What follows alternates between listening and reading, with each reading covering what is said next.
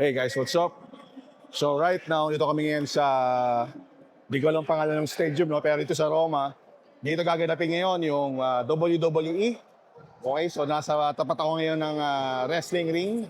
At dyan lalabas yung mga wrestlers. Okay, so very exciting. And first thing ko rin makakapanood, no? Pero habang naghihintay na mag-start ang mga match, tignan muna natin kung good match ba ang mga algo natin for the month of May. Okay? Tingnan natin performance ng mga lifestyle gold algo natin. Sige, simulan na natin. Baka bigyan dumating yung mga wrestler eh. Let's go! Okay, so right now, makikita mo dyan yung screen ko. Nasa MT4 tayo. Unahin natin yung lifestyle gold algo 6. Okay? So sa lifestyle gold algo 6, makikita mo ngayon dito, piliin natin yung month of May.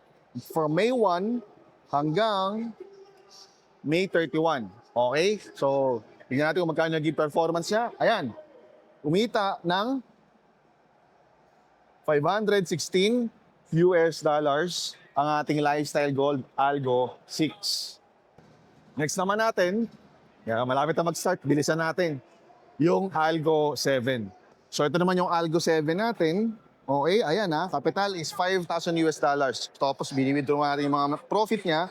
So sa history tayo, again, piliin natin first day of May hanggang end of May. Ayan, May 31. Ang profit ni Algo 7 ay $756. Ang next naman natin is Algo 9. So kung bago ka sa channel ko, ang Lifestyle Gold Algo, ito yung system na ginagamit ko sa trading ko para tuloy-tuloy ang trading ko kahit na busy ako sa ibang bagay. Like halimbawa ngayon, wala ako sa trading. Nandito ako ngayon sa WWE, sa wrestling, manonood.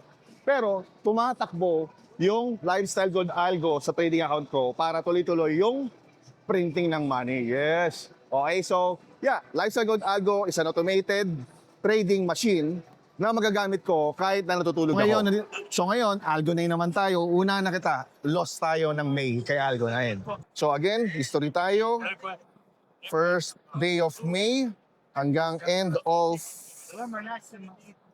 May. Okay? May 31. So lost tayo, negative $34 tayo kay Algo 9. Okay? Pero okay lang yan. Babawi yan ngayong June. Okay, so at least ngayon, nakita mo na hindi palaging panalo, hindi puro profit. Minsan, loss din tayo. And losses are normal. Parte yan ng pagka-trade. Kasi pag meron ka narinig na 100% guaranteed, walang talo, puro panalo lang, delikado yon. Scam talaga yon. So next naman is yung Algo X natin. So ito si Algo X natin. Ang kapital ko dito ay $2,500. So muna tayo kay history. Again, from May 1 hanggang May 31. Okay, ang profit ni Algo X for the month of May ay $1,071. Okay, paldong-paldo si Algo X natin. And actually, meron pa akong gusto ipakita sa'yo. Ito yung marami nag-request sa akin, yung Algo 6 standard natin. Ito yung Algo natin na malaki ang kapital. Magkano ang profit ng Algo 6 standard natin? Okay, na kay Algo 6 na tayo. So, ang kapital dito kay Algo 6 ay malaki, 20K actually, okay? So, sa history, tignan natin ngayon. Of course, May 1, tapos katapusan ng May. Ang profit ni Algo 6 standard ay $2,084. Okay, so paldong-paldo rin ang ating Algo 6 standard. Okay? So, there you have it guys. Nakita nyo yung performance ng iba't ibang algo natin.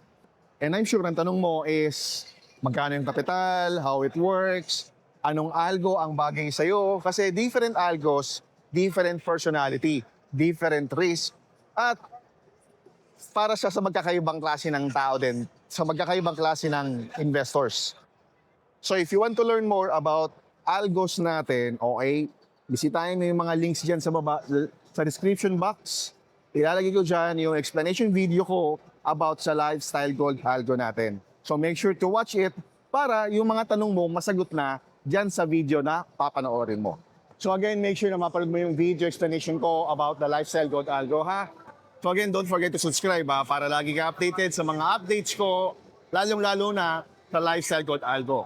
Okay? And pasok ka rin sa free community ko, yung link nandiyan sa baba sa description box. Okay? Sige, nanonood na ako. Let's go!